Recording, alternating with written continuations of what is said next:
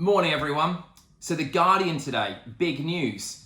We've had this amazing piece written by Sandra Laville about water companies pumping raw sewage in the rivers. Hopefully you're going to buy a copy. It's a really good paper, and having worked with them, I can really vouch for the quality of their journalism. They properly do their research and they put so much work into the pieces they write. Buy a copy. But if you can't, or you're not going to, I'm just going to read you the article and then hopefully kick off a good conversation. And at the end of this, I'm going to explain what's really going on here, the big story. So here we have my favourite place in the UK, if not the entire world, Whalley Weir. Magical spot, has its issues, look up online, a bit controversial. Here's a piece that they wrote about what we're doing down there and the role I'm playing in this, which I want to share with you. One man's fight to restore a beauty spot. Johnny Palmer was so determined to tackle water quality at an island beauty spot near Bath that he bought the land. He now hopes to make Whalley Weir the first area of river in the UK to be given bathing water status to spearhead a national campaign to clean up inland waterways. Palmer, a property investor, I do other things too, who has swum with his family at Whalley Weir for many years, was shocked to find out that Wessex Water is allowed to discharge untreated sewage into the River Avon around the beauty spot. Quote, "When I was told, I was like, whoa, hold on, back up a second. Seriously? I didn't realise stormwater mixed with untreated sewage flowed into our rivers." I'm just going to say that again. I didn't realise stormwater mixed with untreated sewage flowed into our river. His shock turned to activism, and Palmer is determined to get bathing water status for the stretch of river at Whalley Weir. The status, derived from an EU directive, forces water companies and the Environment Agency to run a tighter regime of testing and ensure water quality is fit for public health. Palmer hopes Whalley Weir will become a blueprint for other rivers used by swimmers and families. Across the country, a movement of river enthusiasts is taking similar action, from Ilkley in Yorkshire to Oxfordshire and London.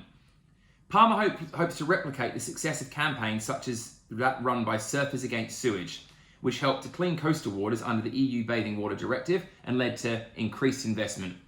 Those guys are amazing. Check them out. They're awesome. Good job, Hugo. Water quality on the coast is monitored and beaches are given quality status ranging from excellent through to poor. But rivers are not given the same focus. "I'm trying to make national change," Palmer said. "This is not about me and my kids swimming. This is about rivers being arteries and a metric of the wider environment." According to data obtained by The Guardian from Wessex Water, 3 combined sewage overflows, CSOs, upstream of Whalley Weir released untreated sewage for a total of 335 hours during 2019. Just going to go off script there. Last year, raw sewage was pumped into the river for 335 hours last year. The Rivers Trust is now monitoring the river near Whalley Weir on dry days and after rainfall to measure the impact of the pollution. Michelle Walker of the Rivers Trust said, "People just don't realise that it's legal to discharge untreated raw sewage into them." Guardian data reveals Wessex Water, owned by Malaysian power company YTL, released untreated sewage 13,876 times over 107,404 hours into the rivers in 2019. Just that again. They released untreated sewage into the rivers 13,876 times last year for a duration of 107,404 hours. I find those numbers quite incomprehensible, but they're big. A spokesman for Wessex Water said it was discussing water quality with Palmer and added water quality was affected by far wider sources of bacteria than the intermittent discharges from CSOs.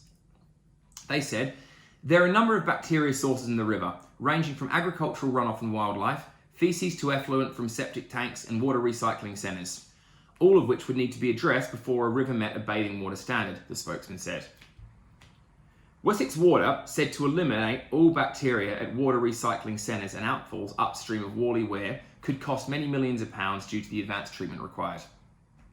That could impact negatively on the climate, it said, generating a huge amount of carbon emissions, which contributes to a poorer air environment and climate change. Palmer called that response condescending.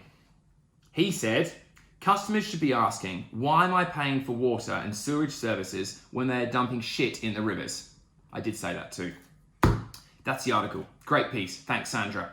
Now, two things here. One, I want to have a Facebook Live conversation where we can talk about these issues. People can ask me questions. I'm no scientist, but I've got a lot to offer in terms of the activism and the communication around this.